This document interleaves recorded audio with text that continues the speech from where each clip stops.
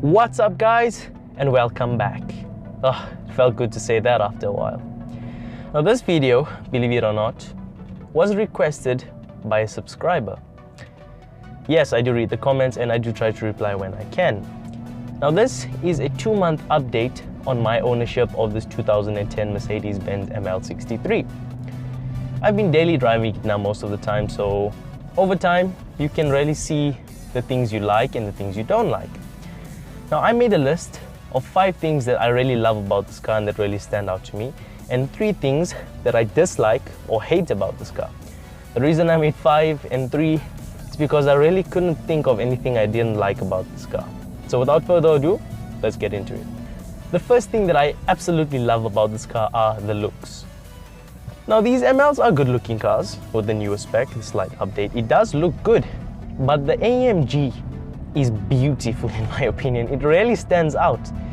The wheel arches are flared so aggressively. The wheels themselves look like giant diamonds, like they're better than other people's because they are. Right up to the quad exhaust pipes, everything just looks so mean and aggressive on this car. I really love it so much. The next thing I love about this car, which is pretty obvious, is the sound. Now this ML has a 6.2 litre naturally aspirated V8 engine, and if we just roll down the windows a little bit, we can hear it just relaxing. Not too angry, nothing. Let's just step on the throttle a little bit and see if we can hear it.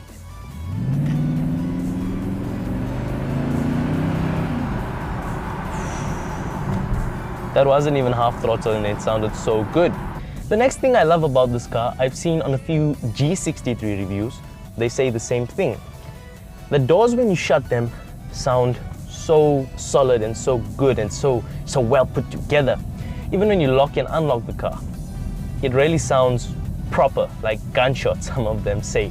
It really feels like it's really well made, because it is.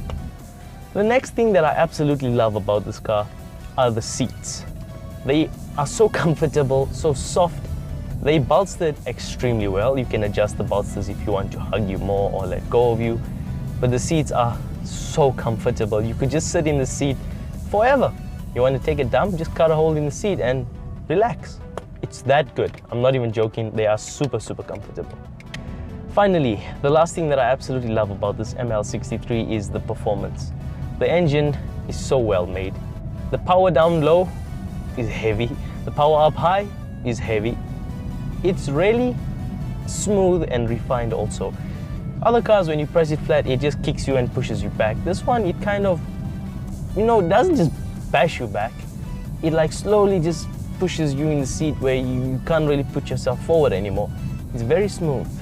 It's like low-key a race car savage, you can say that. Right, those were the things we loved about the car. Here are the things that I don't like too much about it. The first thing are the paddles on the steering wheel. They feel very good, they're aluminum as well, but they are very laggy. Let me give you an example, okay? I'm gonna roll down the windows. I'm gonna put it in manual. There we go, in 4th gear right now. Downshift. Now it downshifted. I'm not gonna drive hastily or anything. I'm just gonna drive normally and give you an upshift and see how slow it is, right? And upshift. Now it upshifted. Let's give it more beans. Upshift. Now it upshifted. Doesn't sound too bad now, but once you keep the revs a bit higher if you're driving faster in the manual and you click to change the gear, I suggest you short shift. Because it's laggy, if you click the pedal earlier, it's going to change later. So if you rev it to the correct amount of revs and shift, it's going to over rev it. So the pedals, they're a bit laggy. The next thing I'm not the biggest fan of in this car is the auxiliary port. You need an adapter to fit a normal 3.5mm headphone jack inside it, which is stupid. They should have just put the normal 3.5mm headphone jack to begin with. And that adapter, if you lose it, it costs a good penny to get it back.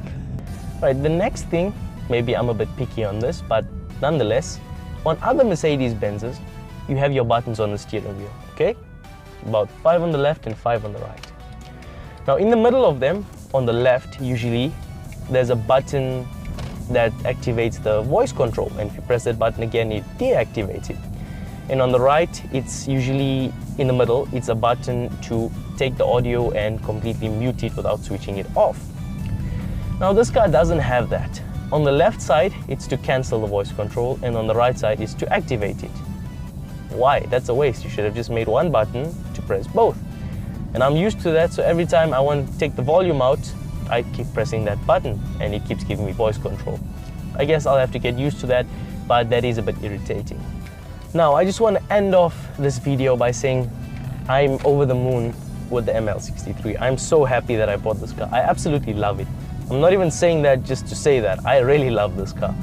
It was really hard to think of things that I didn't like about it because it's such a good car. If you're thinking about buying one, I say go for it. Obviously, take into consideration the consumption is going to be very heavy, but I didn't include that in my list because it's expected. It's a big car with a big engine. So just take that into consideration if you want to buy one. Other than that, go for it. You have my blessing. You're gonna fall in love with it. Pretty much end of story. If you enjoyed this video and you found it helpful, please share it, please hit it with a thumbs up, please subscribe, and stay tuned for more.